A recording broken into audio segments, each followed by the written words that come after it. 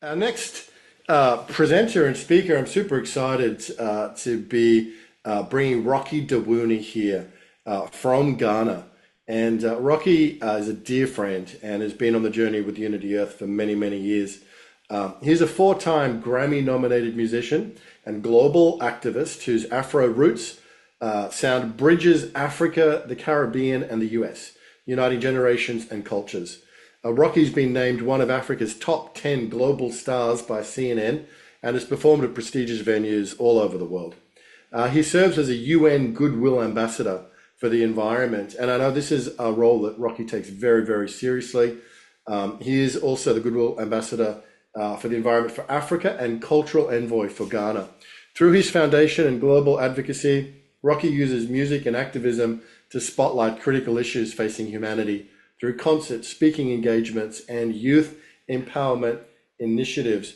We're going to start with a song from Rocky Dawuni, and this one means a lot to us because this song is called Jerusalem, and we got to journey with Rocky and 100 other spiritual luminaries through the Holy Land in 2020, February 2020, right before the world changed forever. And I remember Rocky playing this song at the walls of Jerusalem. It was an incredible moment for me personally and for everybody there. It's a powerful song. It tells a powerful story. So let's bring a little bit of music into this, and then we're going to hear from Rocky himself, who I'll tell you a little bit more after the song. So let's bring it up here. Rocky Dawuni, Jerusalem.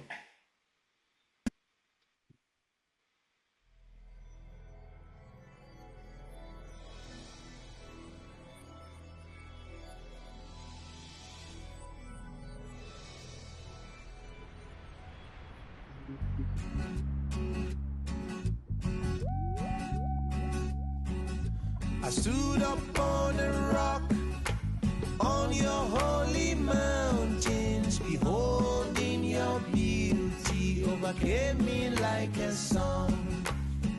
My cup overflows with joy, hearing sound of prayers and bells. My faith was once weak, but now you make me strong. Here I am with my arms to the sky, saying my prayers to the one up on high. I can't forget you, Jerusalem.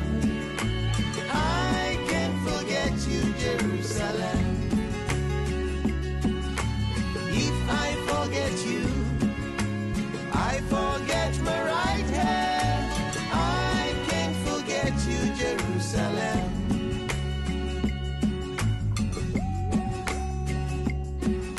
The road to peace has been rough. You were built compact and tough. Christian, Jews, and Muslims saying prayers to God on high. Rejoice, house of Judah, the lion is in Zion, breaking every chain to set the captives free. So here I am with my voice and the sound, walking your streets like a king without a crown. I can't forget you, Jerusalem. I can't forget you, Jerusalem. If I forget you, I forget my right hand. I can't forget you, Jerusalem.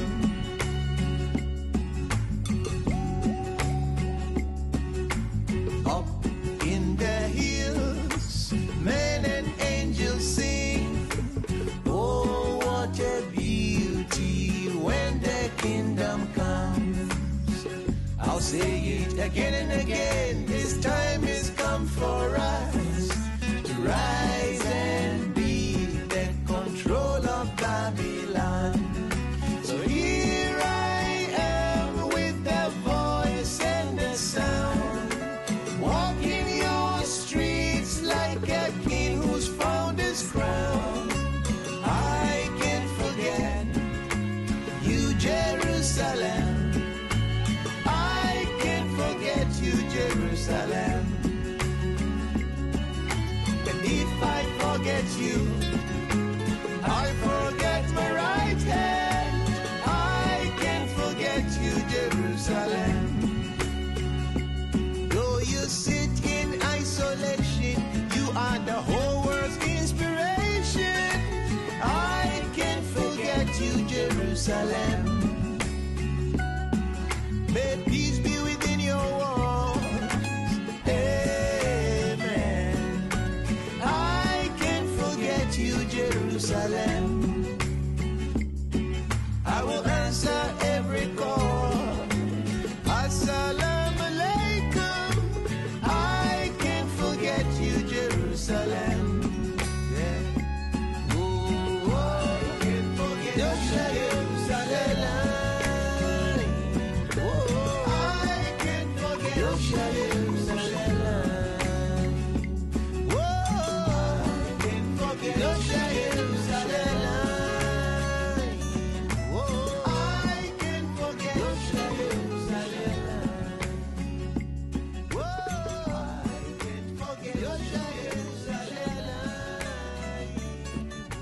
I can't forget you, Jerusalem. Oh, I can't forget you, Jerusalem. I love that, Rocky. I love that. I love that. Takes me back. Takes me back to Yes, yes, Jerusalem, yes, brother. yes, yes, yes, yes, yes. It's a great honor to be here and the opportunity to confer with my fellow brothers and sisters. I'm speaking right now from another mountain area in Ghana, so from the Eburi Mountain. And as we saw from the video, you know, the journey that I took there and the objective of the song was to fashion this energy of interconnectedness, this energy of oneness that has guided all of us and has been instrumental in maintaining all of us, has been the foundational framework for peace everywhere. But when we look at the world right now, we know and we understand where we need to be. But the reality of what is going on is it's not exactly the direction that we all hope to be walking right now. So I feel that this conversation is important because we are also at the cusp and the crossroads where we have the opportunity to really manifest this energy and the likeness of God and the Spirit of God in a time when humanity, deep within our soul, we are thirsting for this love. But this love cannot be found through deliberations, through conversations, through isolating ourselves in a mountain and meditating on our own. This love can only be found through our spiritual activism to go across borders, to go across the divides, to go across where people have been injured, to go across where there's injustice, to go across where our fellow humanity is being, dealt with in a way that is not fair, and become that energy of bringing us back to basics, bringing us back to believing that we are the children of God, and it's through us that God can manifest on earth. You know, as a child of Africa, I have always understood, I mean, from traveling, being even in Jerusalem, having the opportunity to be at the Holy See, to perform at the Holy See, having the opportunity to visit various temples and mosques, I always came to the realization that the first temple and the first place is the earth, is nature. That's the first church. And for us to start the healing process to make this world and this earth create the right energy and the right vibration for this manifestation, we have to go back to the fundamentals. That's our relationship to nature. When I look at even my country right now, we're dealing with a lot of issues where, traditionally, our culture was about seeing nature as sentient. We saw the Spirit of God. The rivers had names. The rivers had identity. The trees had names. The trees had identity.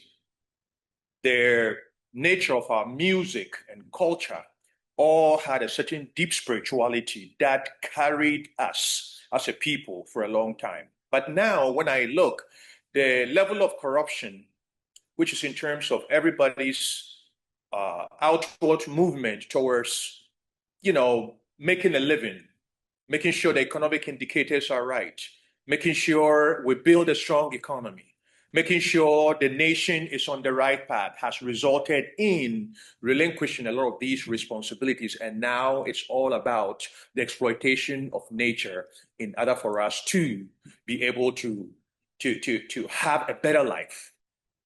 I feel that this is the first place that we have fallen away from our responsibility. The first place that we have veered outside the first church. Because when we even look at the Judeo-Christian vision of the world, in Genesis, when man was created, man was put in a garden, because the garden is second to us. The garden is where we connect with God.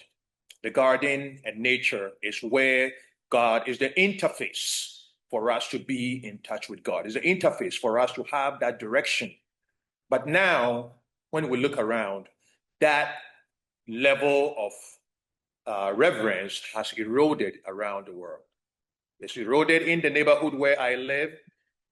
It's become something that we add to, everybody's talking about, whether it's drill, whether it's the mineral rights of certain lands, whether it's about the next technology that has to happen. It's all about how do we subdue the gifts of nature that we have in order for us to advance, or in order for us to acquire more wealth.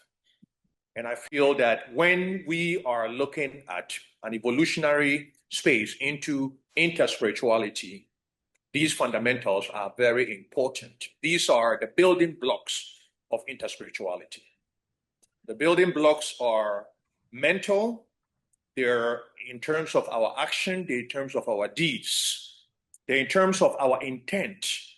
They're in terms of because we can deceive ourselves, but we can't deceive God. We can't deceive the universe. So if I tell you I love you and in my heart I have hatred for you, I am the one who suffers. And I believe that this next level of interspirituality is about how we see God in everything. How we start feeling God when we see the wind blowing. How we start knowing God when you see the rivers flowing. How we start feeling God when we see our brothers and sisters from various religions in their moment of prayer to the Almighty, identifying with that.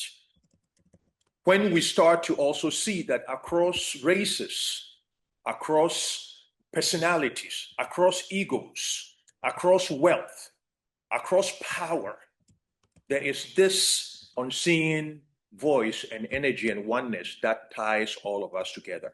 I think that when we start seeing that, then we have the capacity to also manifest this world, because this world is going to be manifested from a big thunderclap from the skies, and the skies are going to open, and all of a sudden the age is going to descend on us. The age is a seed already planted deep in our spiritual DNA. It's up to us to remove the cobwebs of illusion and start seeing clearly and start acting clearly in everything that we do, so that we start terraforming this world to make it ready for the kingdom of God to manifest, and the age of reawakening, an age where we never thought was possible.